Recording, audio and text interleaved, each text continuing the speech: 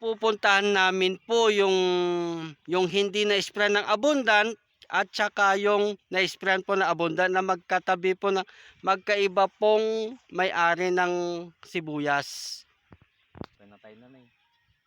So ito na po yung sinasabi ko sa inyo po na hindi po na-sprayan ng abundant harvest. Napakalaki po ng diferensya niya. Sir, ano po masasabi nyo po dito sa hindi po nagamitan ng abundant harvest? Malayo talaga, sir.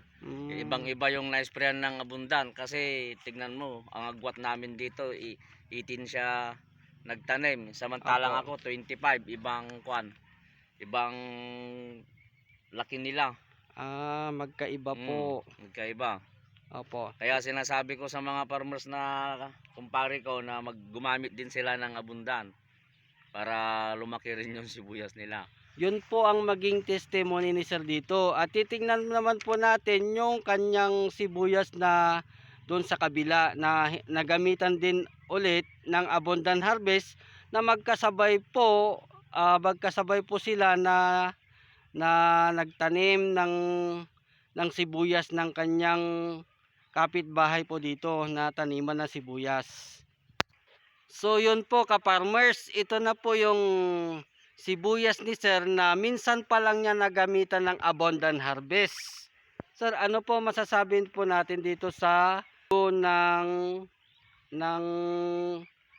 pangatlong linggo na na-sprayan po ng abundant harvest? Maganda talaga, sir. Kumpara mo sa hindi na-sprayan. Matagal siyang lumaki. At saka ito, yung na-sprayan ng abundant, Apo. talagang na siya. Green na. Apo. Bumilis po siya lumaki. Mabilis. Saka lumaki yung mga puno. Opo. Ngayon po masasaksihan po natin yung sinasabi po ni Sir, bukod pa doon, halos hindi po hinarabas ng katulad ng mga ibang lugar na hinaharabas po.